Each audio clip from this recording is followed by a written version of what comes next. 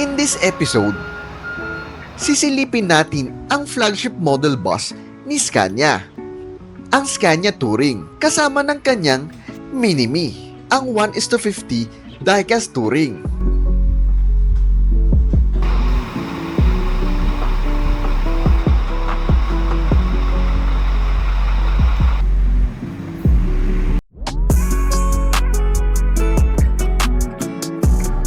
At itong mga natitirang Scania Touring sa atin, sino naman kaya ang next na kukuha? Abangan natin sa mga susunod na araw. Pero ano nga bang history ni Scania Touring? 15 years ago nang nilaunch ng Scania ang kanilang flagship model bus, ang Touring. Sobrang tagal na rin pala nito sa industriya. Maraming naging improvements sa engine and chassis. But same body design pa rin until now. Halos wala silang binago. At in fairness, maganda pa rin naman at kaya makipagsabayan sa mga modern looks, lalo na sa mga China buses. At last 2022, after almost a decade, naparating natin ito dito sa Pilipinas. Sinabay natin i-launch ito sa handover event ng Bicol Isarog para sa kanilang mga brand new locally buses na inspired sa Touring. Bicol Isarog Transport System Incorporated. Now with Dawn and the rest of our sales team, we are who are working really hard to bring the Scania buses on the road. Things have absolutely changed. At ngayon, hihimayin natin ang detalye ng exterior nito kasama ng kanyang Mini-Me na diecast. Each side ay sisilipin natin ang pagkakapareho nitong 1:50 diecast natin sa 1:1 unit.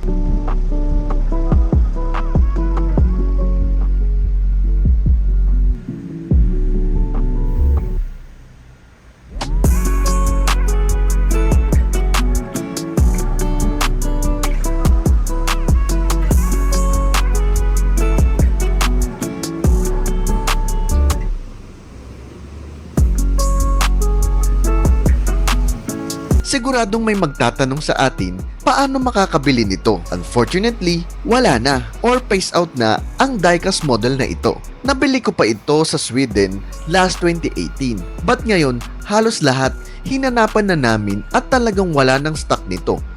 Even sa factory sa Scania Sweden.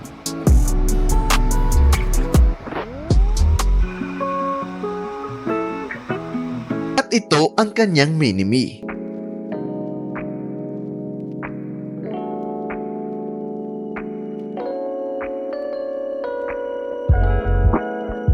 Magmula sa front looks niya, kuwang-kuha niya ang hulma nito. From the headlights, kahit maliit, parehong-pareho ang detalye. Even yung fog lights, hulma ng bumper at front black grille nito, walang pinagkaiba. Detalyadong detalyado. Windshield at roof, ganun rin. Sa side profile, tignan nyo naman ang salamin, sukat na sukat. Even the side mirror. Old version nga lang yung side mirror nitong nasa diecast.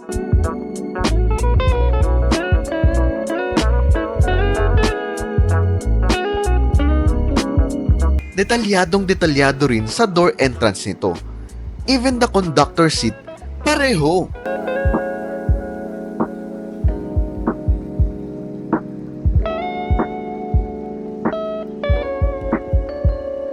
Ang side profile, tignan rin natin.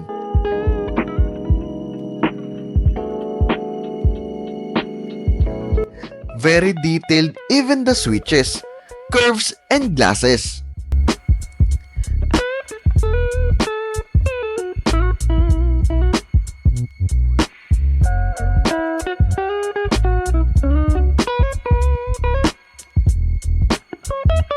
Nawala lang yung in cooperation with Higher logo.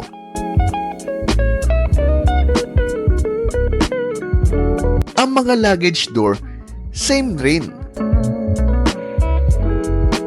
At ang molde ng fender, same na same.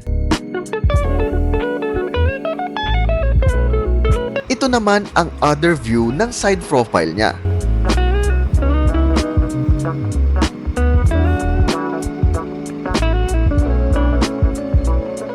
Sa middle door, pareho rin. Same with the switches. Ganon rin sa fenders sa rear. Detalyado.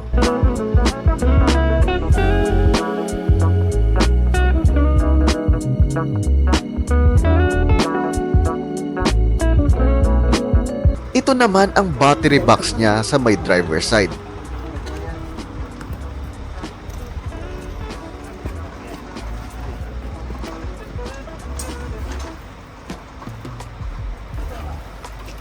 Tingnan naman natin ang rear profile niya. Same na same rin. Same with the curves, rear glass, at taillights. Same molde rin ng engine hood. At yung spoiler rin sa taas, parehong pareho. Ganun na rin sa rear bumper niya. Hulmang hulma.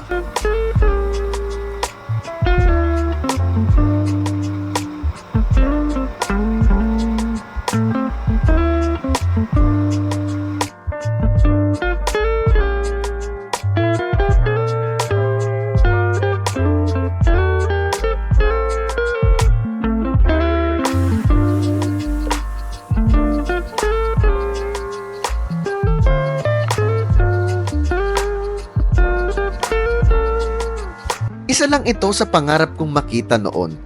Pero ito, abot kamay ko na. Dating nakikita ko lang sa internet, sa Flickr, or sa Google. At noon, mukhang imposible lang na makapagparating ng ganitong model sa Pilipinas dahil isa ito sa mga pinakamahal na unit dahil top of the line model lang naman ito ng Scania. Bumili na lang ako ng diecast model niya dahil alam kong mukhang imposibleng magkaroon nito sa Pilipinas.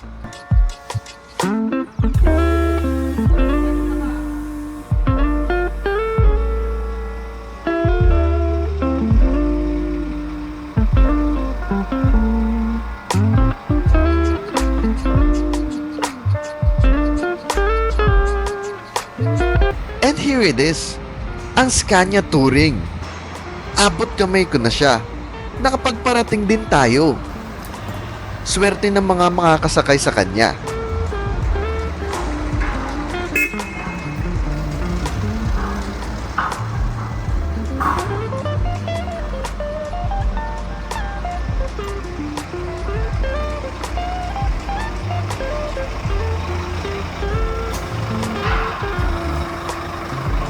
Ang unang bumili nito ay ang Kagsawa Travel and Tours. 2 units with CR and 2 units without CR naman. And halos mag 2 years na rin sa kanila ang unit na ito. At mukhang happy naman ang mga pasahero nila. At itong mga natitirang Scania Touring sa atin, sino naman kaya ang next na kukuha? Abangan natin sa mga susunod na araw.